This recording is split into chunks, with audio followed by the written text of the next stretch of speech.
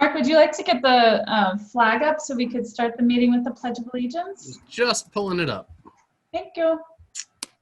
Welcome, everybody. Thank you for joining. I love this 58 people on here. I think the reminder and the link is a good extra incentive. Here we go. Please unmute yourself so you don't have to just listen to me. I pledge allegiance to the flag of the United States of America, to the republic for which it stands, one nation, under God, God, indivisible, liberty and justice for all. Amen. Amen. for all. And the four-way test of the things we think, say and Do do. Is it the truth? Is it Fair to all all concerned? Will it build goodwill and better friendships? friendships? Will it be Beneficial to all concerned. Did you hear me mess up the four-way test? That's why I need you all to be unmuted with me.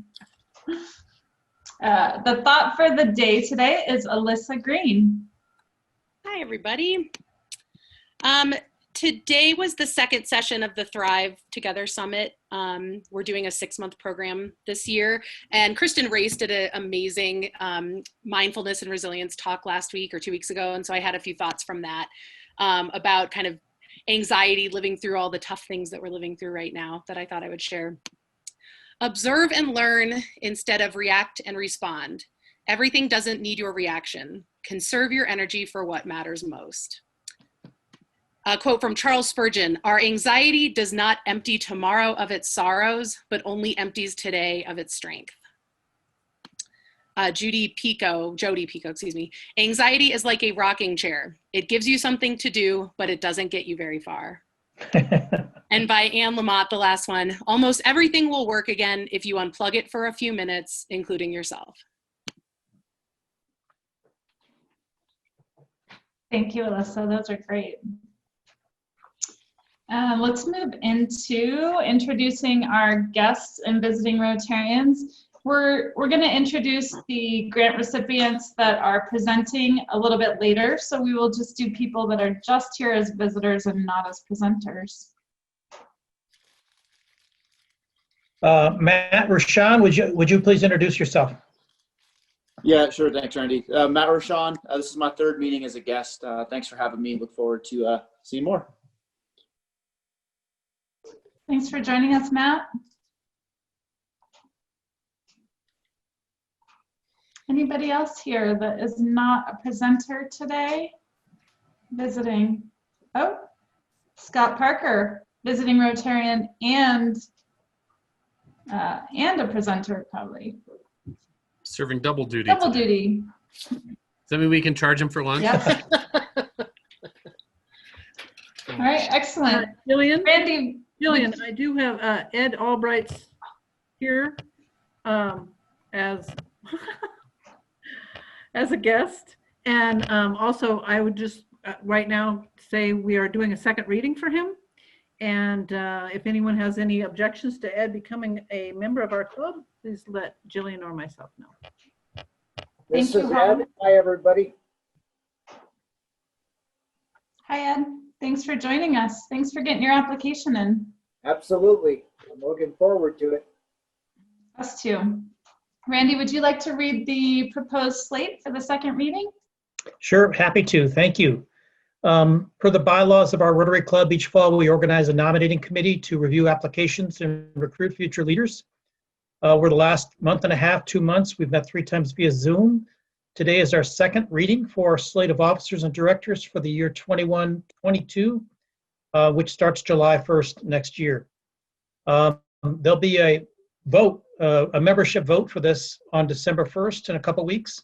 60% of our membership must approve the slate of officers and directors. If there's any concerns regarding the slate we're telling you about today, please let Jillian, Mark, or I know about that. Each board member serves a 2-year term. Every year, 4 members will roll off and 4 members will stay on and be, and then of course we're replacing those that roll off. The members that will stay on the board through next year and are not on today's slate are Stacy Fain, Chris Hammond, Ashley Kane, and Joanna Allison. Board members whose terms will be up next June and are rolling off the board will be Brett Allison, Tara Weaver, Loretta Conway, and Karen Schneider. Our proposed new slate of directors for 21-22, 4 new members to replace those rolling off are Kit Pollan, Andy Booker, Hazel Hoff, and Marge Tracy.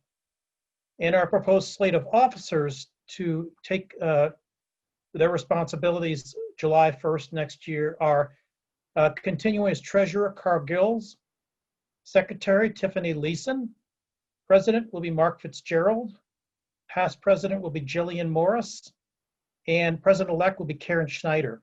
So again, it sounds like a great list to me, but you have to decide and we'll vote in 2 weeks. So thanks, and if you have any questions, please let me know. Thank you, Randy. I love how you explain the whole process. It's really helpful. And I really like the mountain man look you've got going on. I'm trying. There's so much masculinity on the screen here. I have to compete somehow or another. Are there any other announcements? I forgot to send out an email yesterday. Does anybody have anything that we need to announce today? All right, then we're going to turn it over to Tara Weaver here for the grant recipient presentation.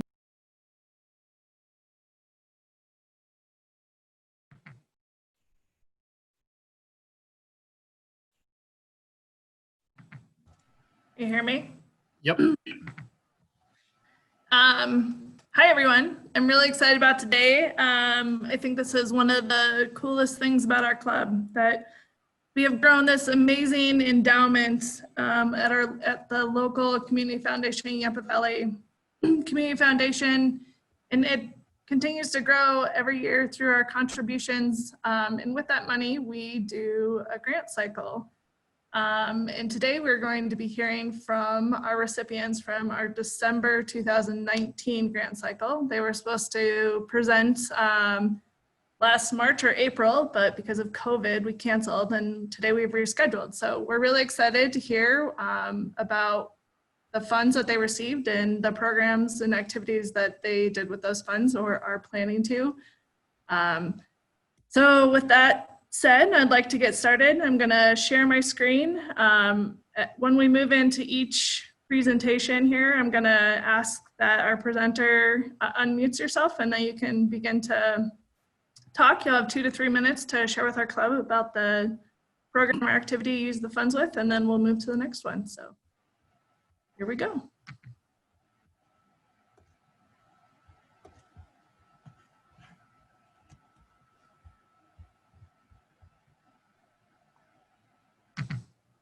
Can you see this?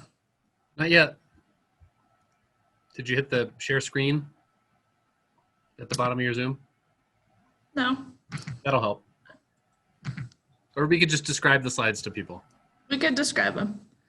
Let's see, share screen. There we go. Yeah. Yep. Got it. Okay.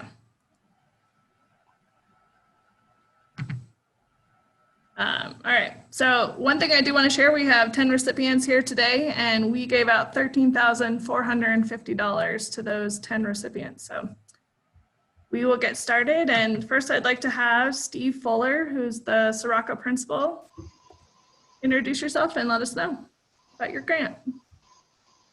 Thanks, Tara. Yeah, my name's Steve Fuller. I'm the principal of Sirocco Secondary School here in Oak Creek. We are 6 through 12 school. About 170 students, grades 6 through 12. And this is my second year as principal here at this site. And when I arrived, as the pictures will show, there we go. In our commons area at the high school, we had these, I want to say old, but I think they were just really inexpensive and fell apart quickly, chairs and tables. And this commons is a space, it's the first space that you see when you enter the high school. Anybody accessing our gym for sporting events goes through it. Anybody that comes into the school for any other event goes through it. So these things were front and center for our school, and it's just really embarrassing to have this low quality product, and I did not want that to be representative of Sirocco. It looks like some of them are even pieced together with some electrical tape, which was a nice try, but didn't quite do it. The chairs themselves, they're pedestal chairs, so as you can imagine, kids love to tilt them and spin around on them, and that certainly took their toll. So very grateful to the Rotary for the funds that were supplied. We were able to buy the new chairs and tables in the picture. It's a hardwood tabletop with chairs with 4 legs and hardwood seats, so we don't have to worry about fabric being split or torn. They don't get spun around and leaned back on like the old chairs did, and hopefully they will not disintegrate quite as quickly as the old ones did. So just to have this opportunity for what is such a huge part of our community, as I mentioned, sporting events, anybody that comes to the school, we rent out this space for funerals and other social gatherings within the South Rock community. It's a really important space for us, and now we're able to just put our best face forward. So thank you so much. Thank you, Steve. It's like great. All right, and then we have Annie from the Steamboat Skating Club, who received a $1,000 grant. Annie here? Great, thanks, Tara. Hi, everyone. I'm Annie Sachs, a parent volunteer on the Steamboat Skating Club's fundraising committee. And I'm so glad to have this chance to thank you all for the $1,000 you granted us. With it, we've been able to create a figure skate leasing library, something we've wanted to establish for quite some time. We've purchased 12 pairs of new skates that our skaters can check out for a nominal fee, trading them in for a larger size when they need to. And this addresses a long-standing need for lots of our skaters. Each year, approximately 1/3 of our club members receive significant scholarship support in the form of reduced program fees so that they can participate. Many of them need good skates as well. In the past, all we could really offer was for them to borrow from our bin of pretty ancient skates, really, most of which had little to no foot and ankle support and rusty blades. Now we're able to offer skaters high quality equipment, which really matters as it does in all sports. We're especially grateful to have the leasing library right now with a lot of families facing increased financial hardship and with the rink unable to rent skates. We're of course looking forward to when the rink can reopen so that our skaters can get back to doing what they love. We're super excited that they'll be able to enjoy the new outdoor rinks this winter. Thank you for helping so many of our skaters in such a significant way and for all you do to support so many nonprofits in the community. Take care. Thank you, Annie. Next, we have Scott Parker from the Friends of the Chief Foundation, who received a $1,000 grant. Scott? Hi, guys. Thanks so much for your support this past year and all the years prior. Our grant is dedicated to our youth theater programming that we have. Every holiday season, we have a Christmas production, and if I go backwards a little bit, in 2018 we had a play called An Elf in Elementary School that had about 20 roles, and we had 50 kids audition. So we pivoted really quickly to add another original play that we were able to cast over 50 kids in all the various roles. Due to the success of that show, in June of 2019 we had a series of little one-act plays mixed in with improv. We called it Short and Funny because it was short and they were really funny. Get it? Okay. Anyway, due to the success of that, we added Short and Funny 2, TOO. Come on.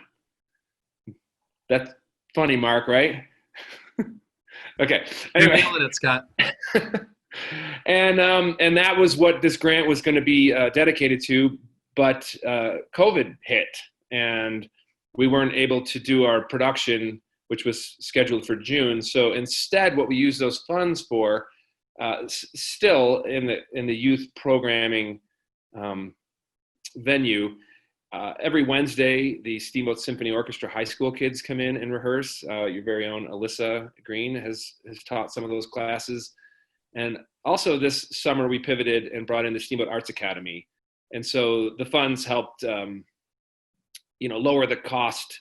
We pretty much offer the space for free to these groups, just a modest cleaning fee because of the increased COVID cleaning that's required. But, while we weren't able to use the funds directly for Short and Funny Too, we did put them towards our youth, arts programming that we have at the Chief. So thank you guys so much for your support, and thanks for having me. And that's all I got. Thank you, Scott. Always nice to see you. Thank you. All right, and now we're going to hear from Ian Engel and maybe also Rochelle Summers from Northwest Colorado Center for Independence. Hello, everyone. This is Ian. Rochelle, do you want to say hi? Hi, nice to see everybody after a very long time. So we received a grant to support youth with disabilities in Routt County. And I'm just gonna, because we only have like 2 minutes, I'm just gonna share a story about a person who I talked to this morning, a young man who said he was fine with me using his name. And he would actually like that. His name is Andrew Worthen, for anybody who knows the Worthens. And we supported Andrew to participate in a national conference called the Association of Programs for Rural Independent Living. And one of the things we do is work with youth to access opportunities for civic engagement, youth with disabilities to share stories of lived experience, and it's the unique perspectives of the folks we work with who have gone through and had to figure out how to access transportation, education, healthcare, employment, and all these things. As a person with a disability, you have to kind of figure out how to access these. So those unique perspectives inform our communities and make them more inclusive places to live. Andrew has become a rock star. He served on a panel of independent living through the generations, and he was the Gen Z representative. And what he had to say, people were coming out the feedback with, we loved Andrew, and they started quoting him around passion, not problems. And anyway, just to see him take this opportunity on a national scene to represent our region up here in Northwest Colorado and to represent Routt County was made possible in part by the funding from the Rotary Foundation. So we really appreciate that. Awesome. Thanks, Ian. Next, we have Meg Tolley from Routt County Council on Aging, who received actually a grant December 2019 cycle and the April 2020 cycle. So she's going to talk about both those grant funds. So does that mean I get 4 minutes? Yeah. So hi, everyone. It's been forever. I've missed you guys. I want to thank you guys for your continued support to Routt County Council on Aging. I think the first grant we received in 2019, who could have ever known the impact that you guys would have? It helped pay for 333 meals for low-income seniors. And just due to COVID, our meal production increased 89% from roughly 900 meals a month to 1,700 meals a month. So your impact helped make it possible for us to, help meet that kind of need. And we have more and more seniors that can't afford to pay for the meals. We suggest a $3 fee. So your grant really helped us cover our costs to produce all those meals. Just the pictures real quick, we've kind of adapted to enhance connections with the people. The picture shows a 95-year-old client. It was her birthday. So we all drove to her house and sang happy birthday and just kind of provided this extra level of connection with the meal delivery. So I thought that would be kind of fun to point out. The second grant, I appreciate you guys supporting us with our holiday meal. We were unable to hold a community carnival, so instead we're doing a holiday meal. We're going to be serving about 300 seniors with a traditional Christmas type dinner, a gift for everybody. So this is our way of just saying you're not forgotten. The holidays are coming to you this year. And so the second grant you provided will help support that effort. So I really appreciate your support. You guys are the best. And stay well. Thank you. Thank you, Meg. Lots of hungry seniors out there. Yep. Next, we're going to hear from Andres from Opera Steamboat. Hi, everybody. My name is Andres Cladera. I'm the General and Artistic Director of Opera Steamboat. I've been the Artistic Director for 6 years. In July 1st, I became General Director. Thank you so much for your support. I really appreciate it and hope we can continue to collaborate in the future. We are currently really focusing on enriching and enhancing the lives of our community through advocacy, education, and partnerships. So these are elements that are crucial. Sarah, if you could go to slide 4, that would be amazing. We have seen a lot of growth this year, and we continue to see a huge impact with how we serve kids in our community with 1,100 students in 26 schools in Routt and Moffat County. We shared our programming this year that we pivoted. Sarah, if you don't mind going to slide 4, 2 more. This one right here. We pivoted this year immediately in April after we had to cancel our programming in person in schools. We pivoted to an online program that I crafted around the book, the movie, and the opera Fantastic Mr. Fox. And this was one of the responses that we received from Kelly Fullman. And what I really want to point out is that it was a wonderful light in a dark time. A lot of teachers and kids were completely overwhelmed, and our programming had a huge impact in this last year of schooling, year of schooling. We also shared it with Boys and Girls Club, with integrated community as well for kids to have. Moving to the next slide for future, this is some of the examples of the activities that kids receive. Next slide.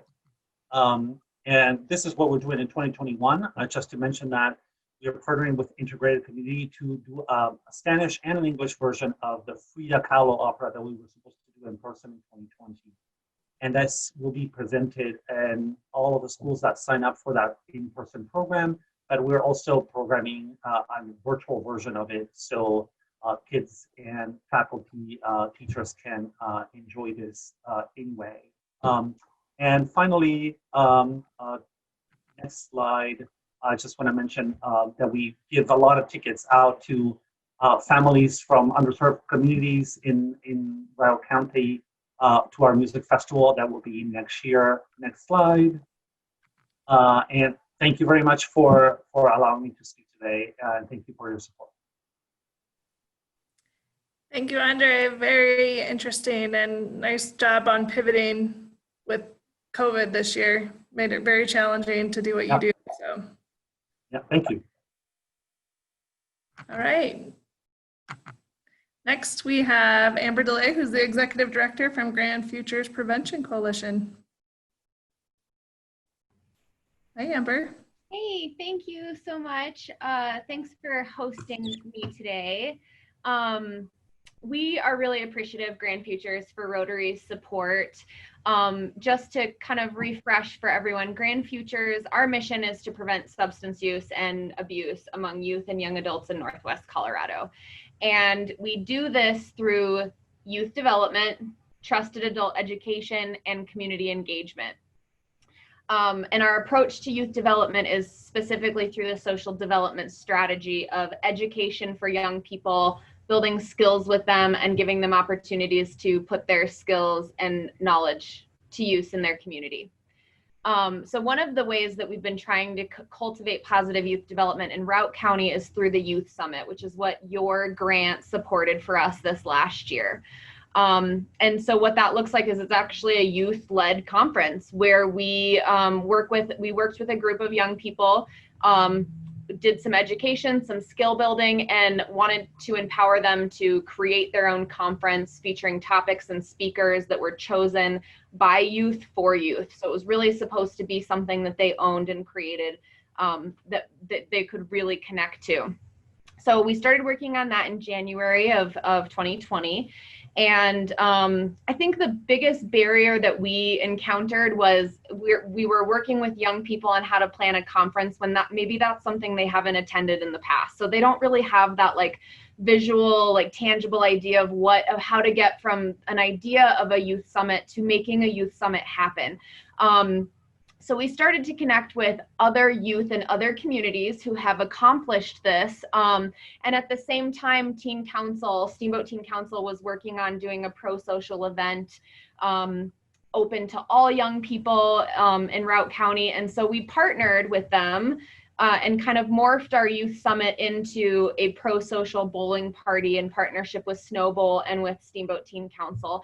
And that was scheduled to happen in April. So it did not happen in April, which we were bummed about because we had gotten some really good momentum with the young people.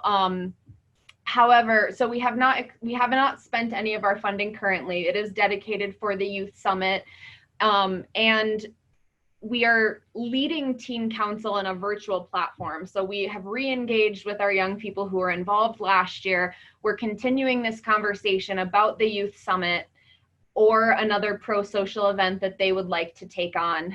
And so we're currently accepting applications for more Teen Council members, and really our group that was planning the Youth Summit and our Teen Council is going to combine forces this year, and Grand Futures is leading all of that. So we're a unified group continuing this conversation.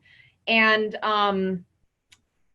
we will begin meeting on a virtual platform in January. So this is really going to be one of our first topics to explore. And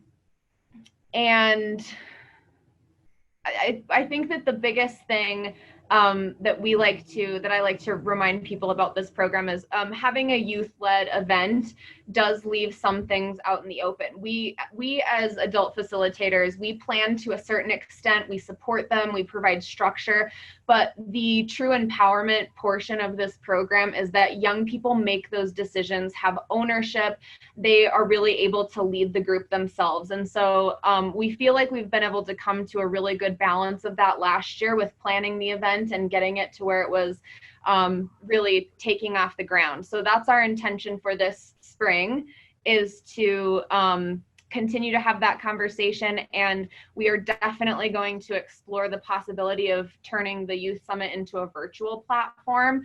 If the young people are interested in doing that. There's been a couple of successful conferences that we've seen that were on a virtual platform, and so that might be something that they're interested in embarking in. Really good opportunity to develop some skills that are going to be super useful to them. So we really appreciate Rotary's support for this project.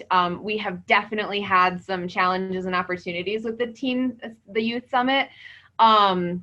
And it's been, I just came on board in April as well. So it has been a challenge and an opportunity for me, but we are excited to get started with Teen Council. And, you know, we feel like perhaps being in a virtual platform and our new landscape for the next semester for the school age young people is perhaps going to turn in our favor. So we're really looking forward to it. We'd be happy to keep you guys posted and let you know when that when the Youth Summit and youth event is fully planned this spring.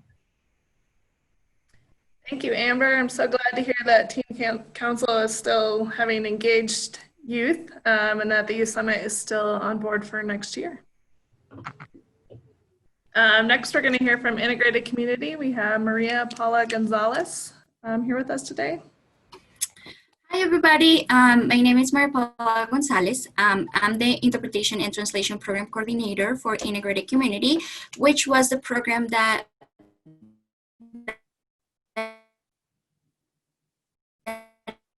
benefit from the grant that we did with that money, I wanted to give you a little rundown of what I do here at Integrated Community.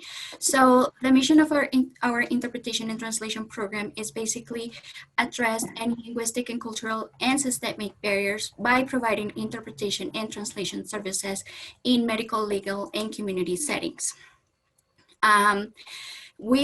So like I said, we provide interpretation and translation services, and we also provide a 6-hour interpreting training for anybody that's bilingual in our community and might be interested in working with us, or just giving them a little bit of a idea of what a professional interpreter is, because not everybody that's bilingual has the ability to do interpretation. Next, I just want to do a quick I guess, explanation between what interpretation versus translation is, because I do get a lot of people that call interpreters translators and vice versa, and they're not the same thing. So the main difference is when we're talking about translation, we talk about anything that's written. So like this presentation will be translated, something in the newspaper, anything that's written that you're able to kind of use as a resource to kind of look at words, to be able to compare different synonyms and actually get that document into the target language. Interpretation, on the other hand, is something that happens on the spot. So we as interpreters don't really have the option to have a dictionary handy or to really use anything besides our brains, our memory, and our reflexes when we're doing interpretation. The types of interpretation that we do are consecutive, which means that's usually something you will see on a medical setting when doctor says, "Hi, how are you?" Hola, ¿cómo está? Estoy bien, ¿y usted? I'm good, how are you? That's something that will look like a consecutive interpretation. Simultaneous interpretation happens when we are, for example, the debate. You know, like we were watching the debate, and I love seeing the interpreters doing that interpretation on the spot, because it's really amazing to me to see how the human brain can work in that way when you don't know what they're gonna say, and everybody's watching, and you really just have to wait for the best and hope that your brain will not fail you and do the best to kind of convey that message the best you can. That being said, what we used the money for was to buy a simultaneous interpretation equipment. And if you can move to the slides where I have the pictures, I can show you guys what that looks like. Let me just think. There you go. Okay, so this is what we purchased with the grant. So this is a simultaneous equipment. If you see the transmitter, it's what the interpreter will be wearing. It has a microphone, and basically what it does is just, it works like a radio. So it has different frequencies that are connected to the receiver, which will be what whoever needs the interpretation will be wearing. So the interpreter will be pretty much standing next to the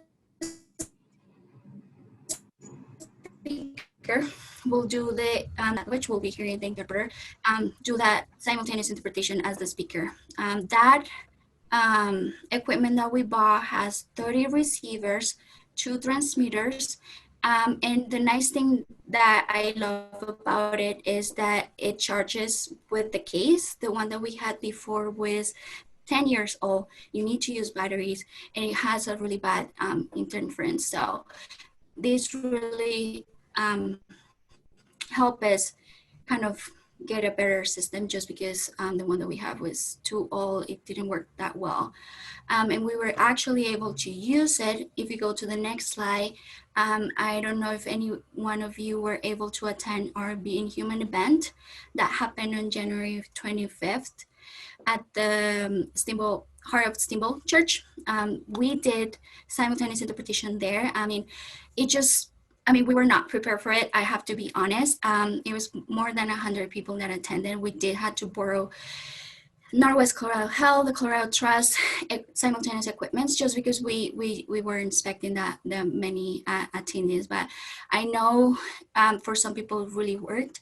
And basically that is the whole idea of, we wanted to purchase that equipment. It's just because we at Integrated Community believe in language justice. We believe that language justice is a powerful way to describe and to give individuals their fundamental right to have their voices heard. And we want to be able to build language justice in a sustaining multicultural spaces in our organization, in our social movements, so that everybody's voice can be heard, both as an individual and as a part of a diversity community. We value language justice, meaning that we recognize the social and political dimensions of language and language access. And we want to work to remove language barriers, equalize power in dynamics, and that will help us build a strong community for social and racial justice. Sorry, I'm a little bit nervous. But that's basically what I wanted to tell you that we use the money for. We're really thankful for that. I just dream about having simultaneous interpretation happening everywhere in every town hall meeting. We want to make sure that everybody has the access, and that's what we work for, and that's what we use the money for. So thank you so much, guys, for helping us kind of continue with our mission and our vision, and we hope to give you more updates whenever we use it and whenever we're able to provide that service to our community. Thank you so much. Sounds like the interpretation equipment is getting good use, so we're excited about that. All right, next we have our very own Kate Nowak from Routt County United Way. Kate. Hi, everybody. Thanks so much for having me today. The grant was used for the holiday exchange market, which we have done 5 years in a row. This was for last holiday exchange market. You can see on the slide some stats. We served 135 families in need. That equated to 847 individuals. Just to give you a reference point, in 2018, we served 212 families. So what we have really been seeing over the years is that the number of families in need have gone down. This is a huge volunteer effort. There were 222 volunteers that helped make this happen. We usually take over the CMC's auditorium and hallway and cafeteria to make this whole thing happen. Where do the families come from? 40% came from integrated community clients, 15% from Lift Up, and 11% from the Department of Human Services. And the other 34% came from a variety of other agencies in our county.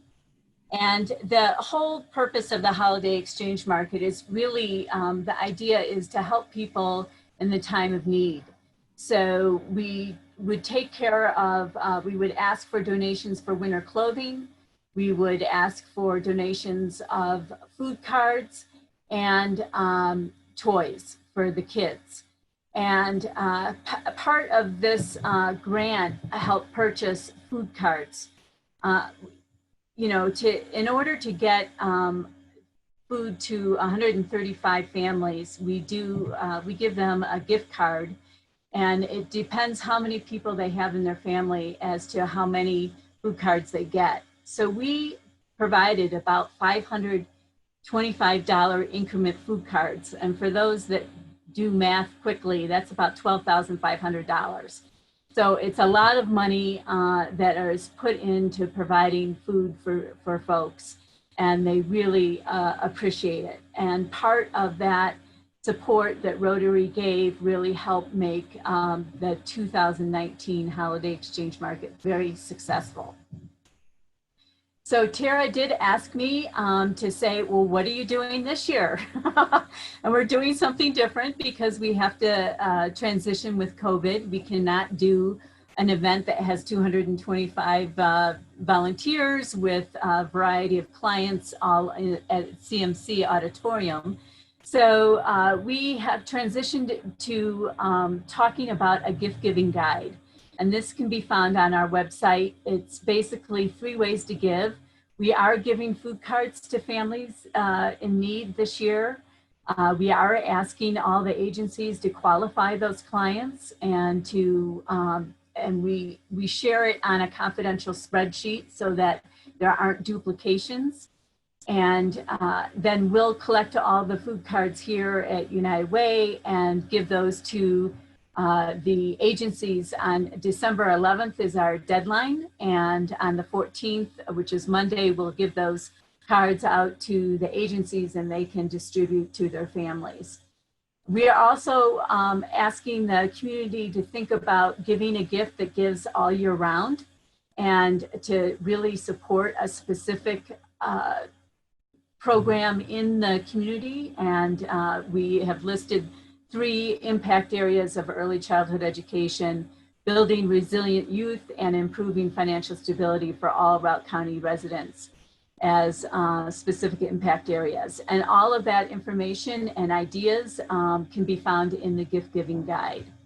So, and also you probably know that we're doing the community Thanksgiving dinner. We're partnering with Snowbowl. We will be giving out 500 free Thanksgiving meals to go. People will drive through Snowbowl to pick up their to-go container, and that it will be from 1 to 5 on Thanksgiving Day. Thank you, Rotary and everybody, for your support. We really appreciate it to help make these community programs successful for folks. Thank you, Kate. And last, we have Marcy Valicente representing Casey's Pond today. So, is Marcy there? I'm here. Okay, so yeah, growing old means never giving up biking. And this came to me a couple years ago, and I talked to the board about it when I was on the board, because I knew that there were pedicabs in Main Street, and I kind of had a discussion with the board then, and for reasons that I'll go into later, put it on the back burner. So, so what is a pedicab? They are pedal-powered carriages, and they can transport tourists. You see them in downtown Denver. You see them a lot of places, but it's something that the elderly can ride. And pedicabs are very prevalent in other countries.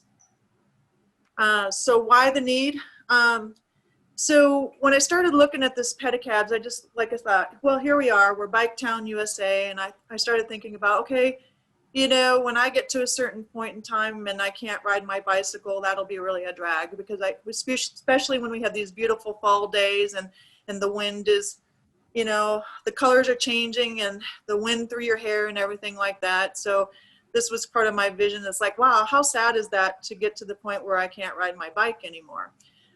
So anyway, you know, I just decided to, you know, keep thinking about it. And then I went to Spain last year. And when I went to Spain, these pedicabs were everywhere, but they were e-assist. So anyway, I came back and I did a little research, and I found this pedicab that Coaster Cycles makes. And it just was really high quality and looked like something I thought I would bring to Rotary's attention to see if they would be interested in it, because we like to do things to help the seniors too. So our Rotary gave me a $2,000 grant, and then I needed to pursue finding other donors to purchase the bike. So I'm happy to say that I have secured the donors for purchasing this bike. This bike is is built in Montana. It's made in the USA.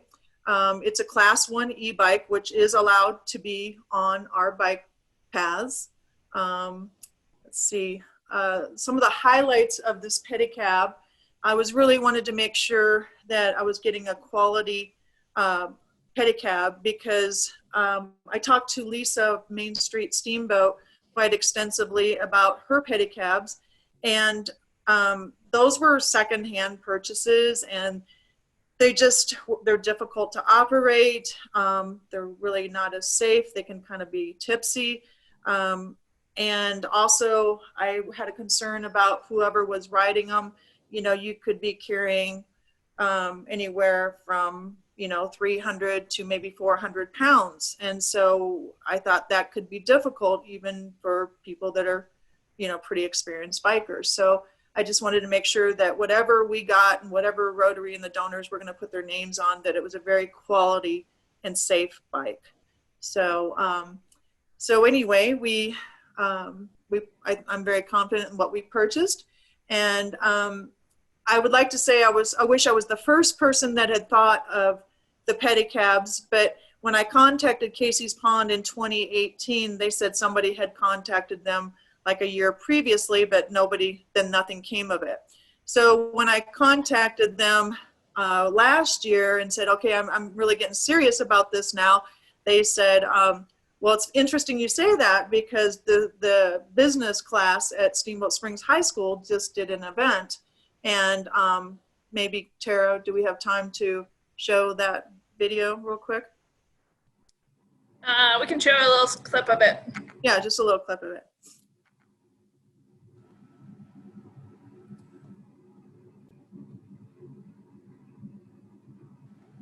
Tara, we're not seeing that. Can't see it? No, we'll just have to share it with the group. Okay. All right. So anyway, the business class did tour around. They got the Main Street Steamboat pedicabs, and they toured around the seniors there, and the seniors absolutely loved it. They didn't want to get off, but you could also see in the video where they, like, the traction of the bike was, they were having a hard time on certain places getting traction, and that's something that we're not going to have problems with this e-assist. So anyway, that is pretty much it. And these, I'm very happy to say that we have, these are the Rotarians that also stepped up and to complete this dream. And last thing I was to say is I did contact Main Street Steamboat just about the pedicabs, because here's the vision. And I hope that as Rotarians, if you know somebody that might benefit from a ride on this pedicab, that you'll contact me. I was really hoping to get Geneva Taylor and her daughter on a bike ride before she passed. And unfortunately, I was once again convinced that those pedicabs are not the safest and not as easy to climb into and everything like that. But it's not just the pedicab. One of the conditions of Casey's Pond is that the pedicabs are not limited to just Casey's Pond, that if you know somebody that's in hospice or Parkinson's and they could benefit from a ride in the pedicab, that it will be open to those people as well. Okay. Great, thank you, Marcy. And that really completes our presentation. I just want to thank all of you Rotarians for your contributions to our local endowment. The reason that these grants are possible is because of your contributions to our endowment. So thank you guys for being able to help make these organizations do all the things they do. And then just a really big thank you to all of our representatives from our local nonprofits that joined us today to share about their programs. And thank you so much for doing all the good in the community. You certainly exemplify service above self, and we appreciate all that you do. Thank you, Rotarians. Thank you, Tara. Thank you for running that committee for several years and bringing all of these great nonprofits in front of us. Do you want to say anything about this year's cycle? I do. Our next cycle, applications are due December 1st, and we will have $27,000 to give away. We are doing 2 cycles this year again. The first one's December 1st, the second one's April 1st. We also have a revamped application that's available on our website, which is steamboatrotary.com for all of you that don't know. So if you are part of an organization, a nonprofit, please spread the word and let them know that we have grant funds and we would like to pass them out. And I believe we have $27,000 this year, right? Yes. Thank you, Tara.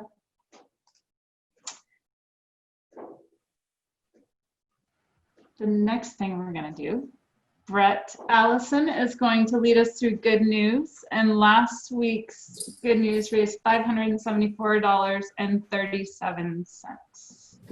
Thank you, Brett, for agreeing to take this on. Oh, you bet. Nice to see everybody. As you know, we don't do fines, but we do collect money in good news for our college fund for the kids.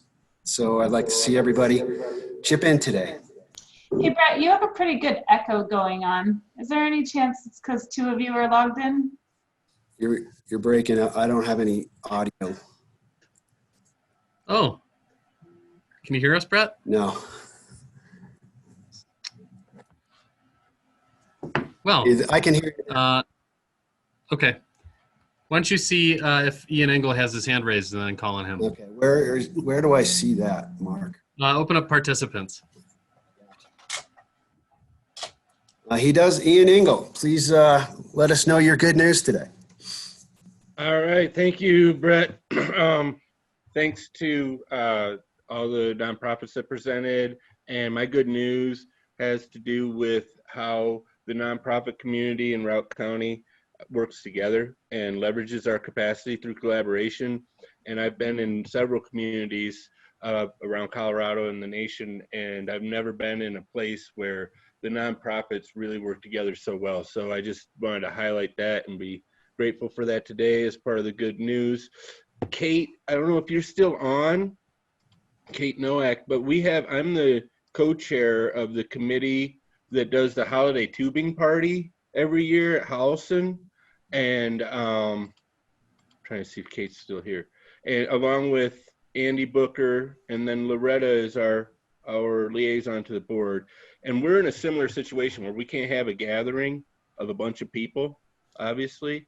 So we would be interested, the Rotary Club, in maybe collaborating with you, to my point, around how we can support an effort within the pandemic restrictions this year to celebrate our community and give back and provide some meaningful service around the holidays. So yeah, that's kind of part of my good news, and I'll follow up with Kate later on that and keep you all informed. Thanks. Thanks, Ian. Thank you, Ian. Any other hands up? Nobody's got their hands up, Mark. I'm not seeing anything. Let me scroll through all these participants and see if anyone's waving. For Coleman's got his hand up. There we go. Thanks, Brett. You bet. Hey, Coleman. It's so great to see everybody. It's been a few weeks since I've been back, but Angela, please put me down for $20. Dawn and I were able to escape to the beaches of Mexico. We went and spent 2 weeks in the Puerto Vallarta region, stayed at a few different resorts, and we were practically the only ones there. We got 2 upgrades at 2 out of the 3 resorts, so needless to say, it was a great vacation, and I think I'm finally getting over re-entry. Glad you're back safe. We got Cam's got his hand raised, Mark. Yep. All right, thanks for that, Brett. Everybody hear me? Yep. Oh, yeah. All right, so we have our dictionaries for the 3rd graders. I know it's backwards on the screen there, but I just got a big shipment of these in. I think this year, even more than last year with the coronavirus and what's going on with the kids, I think these books would be great to get out to the kids. We've got clearance from the schools to pass these out. The biggies are Strawberry Park and Soda Creek Elementary School. So for those of you that aren't familiar with this is a dictionary that's put out by a publisher that does this for a lot of Rotary clubs around. We take a little Rotary sticker just like this, 4-way test, and it goes in the front of the dictionary right here, and put the kid's name in it. Kids get to take the dictionary home with them or use it at school, and it's been really popular for the teachers to have a hard book for all the kids so they can go in and look at the spelling of words. It also functions as an encyclopedia and has a lot of great things like all the presidents, information on all the states, and my favorite is always the well, a good one is American Sign Language is in here, so the kids can talk to themselves without their teacher hearing them. And it's just a great book. So what I need is, and I'm not sure the best way to do this, but if you can help out either Monday or Tuesday next week, I'll probably need about 4 volunteers for each school. I don't have it timed down, so I'm just going to kind of let the leader of that group figure out what time works and contact the teachers and put it together. So I've got 80 books at Strawberry Park and 86 books at Soda Creek Elementary School.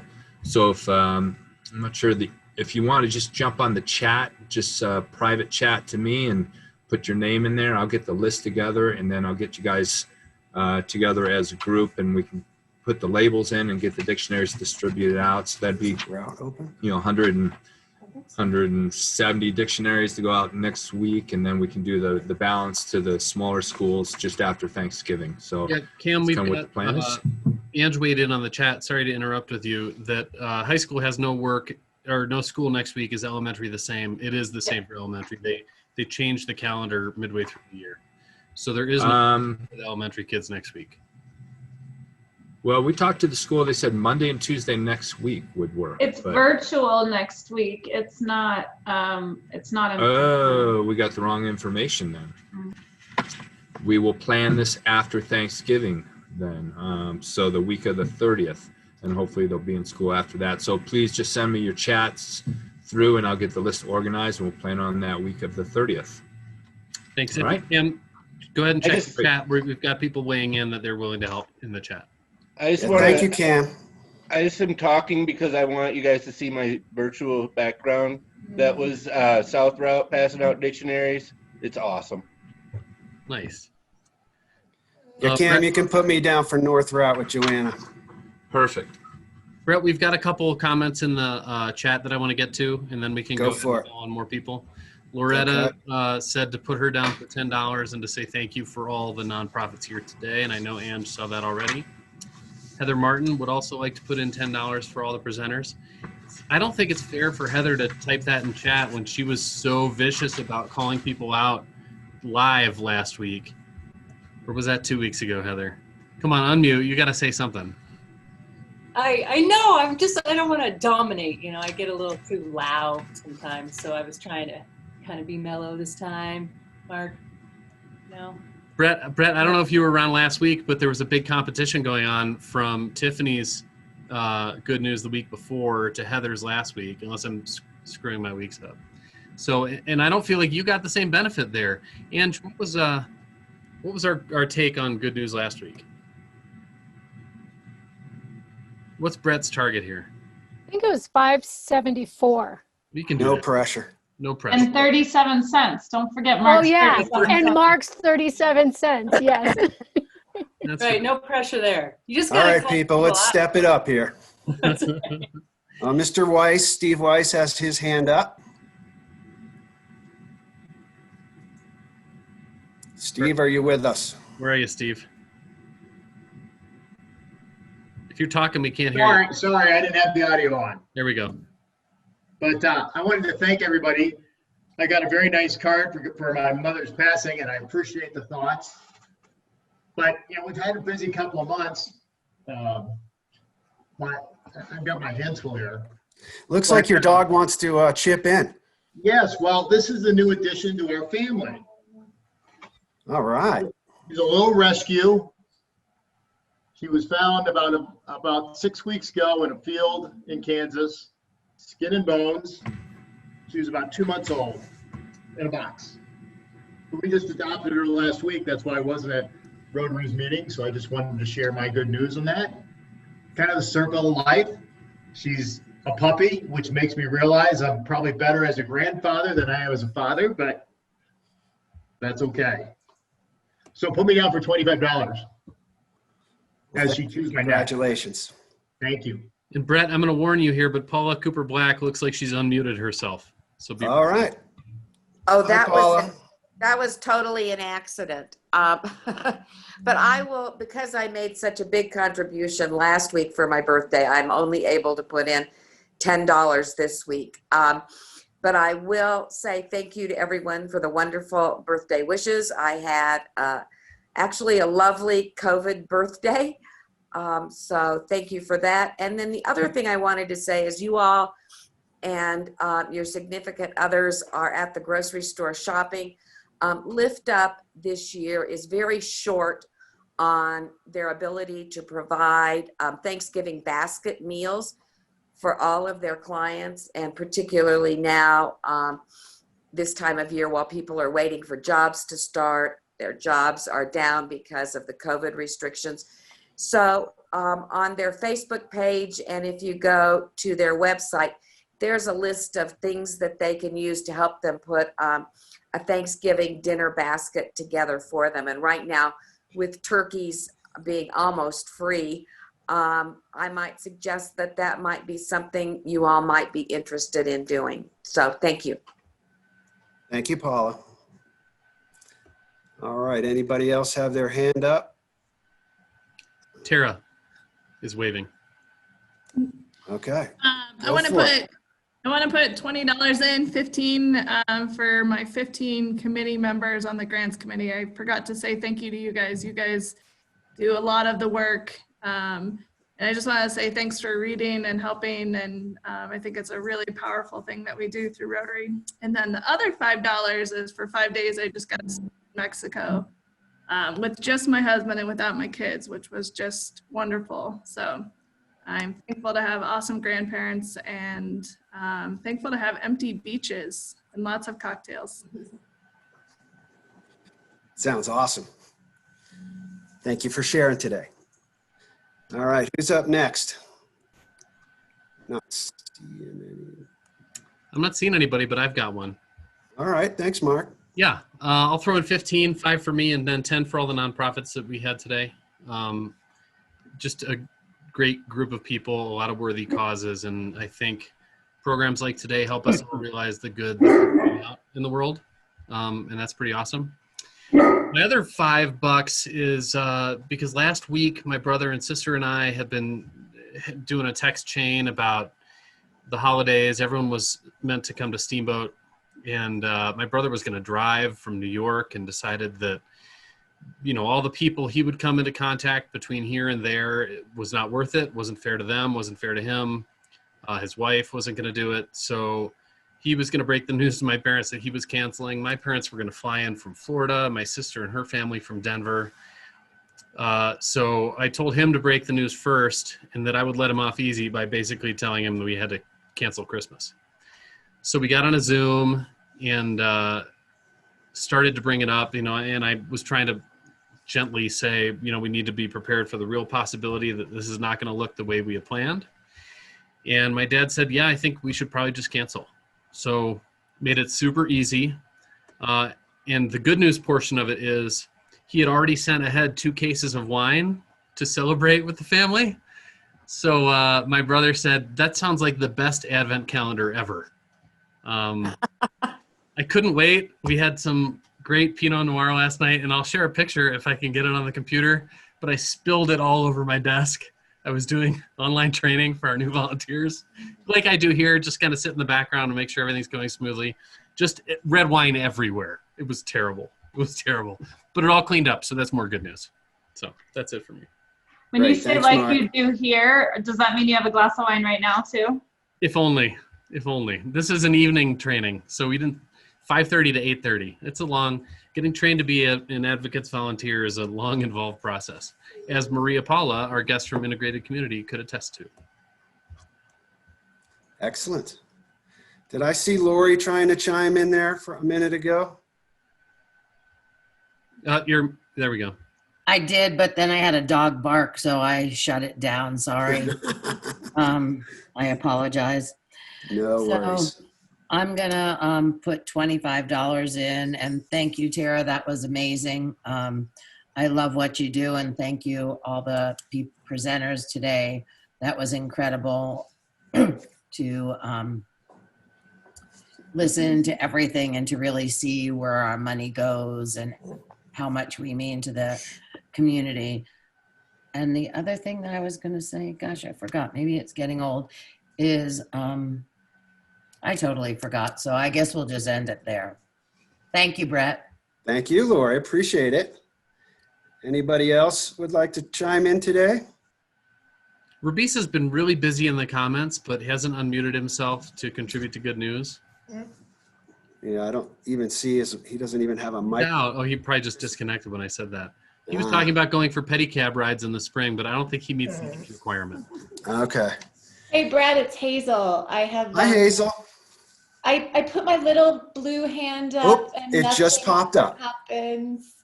I Thank want you. to put in $25 for a COVID-19 vaccine. It feels to me sort of like hopefully the light at the end of the tunnel. I like it. Thank you. Thanks. All right. Anybody else got a hand up? Found Eric. He's still here. All right. He was hiding. He's not going to get virtual pressured world. into this today. All right, I don't I'm know. here. We got audio. All right, you got me? Yeah, we I got you. All right. Yeah, I was just gonna be the peanut gallery and just keep throwing stuff out there. But sure, I'll do good news. That was me. I threw in just $5, so I'll keep it short. I agree. I think the news about the vaccine gives us a little bit of hope that it's going to be a great spring. Spring 21 is going to be awesome. And we'll get through this. We'll get really, really good at Zoom by then. But, still glad that we live in this place. I don't know about the rest of you guys, but I'm still just trying to get outside whenever I can.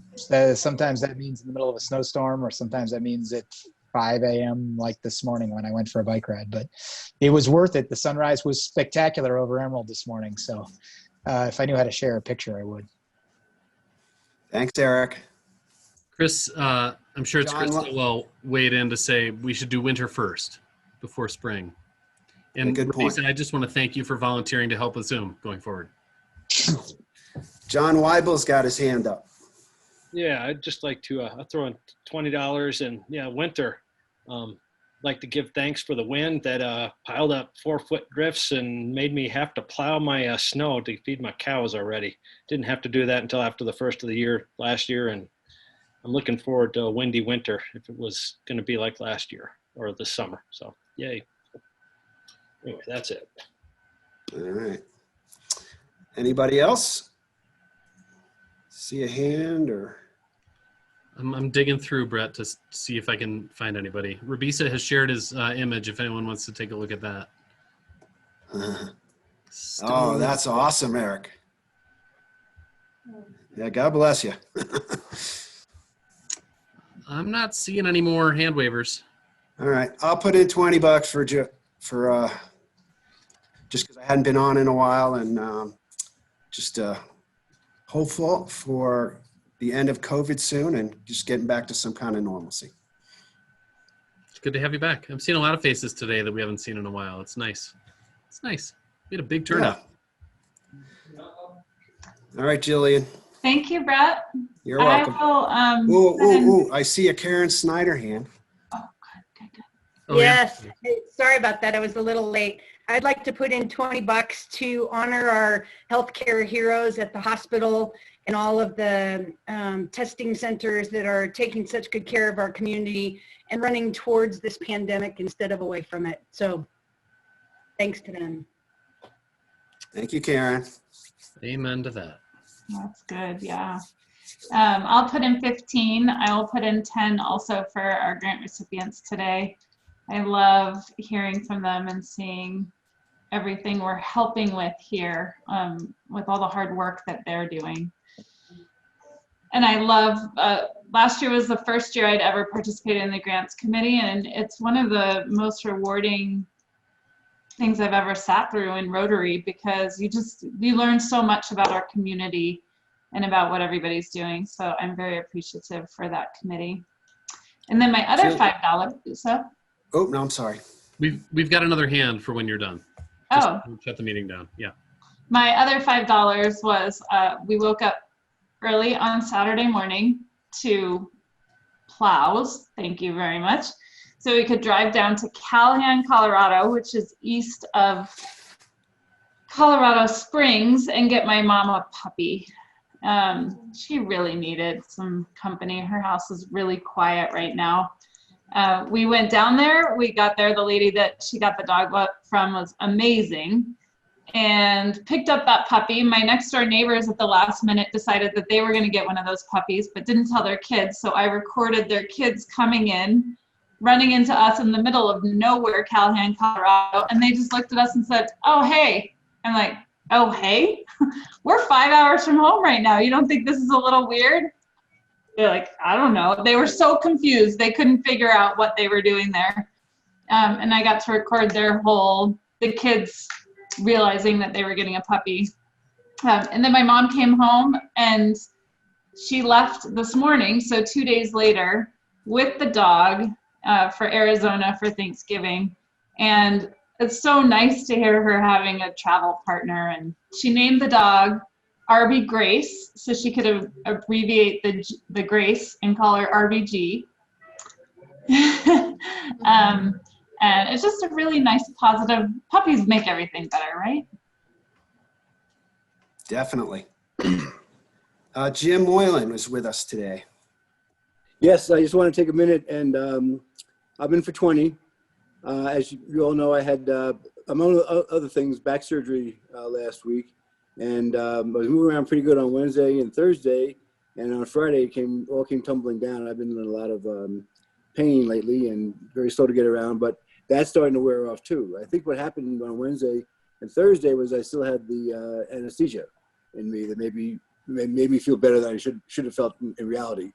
But the reason I'm putting in the 20 bucks in is that my ride back from the Yampa Valley Medical Center fell through, and I called Karen Schneider, and she was there lickety split.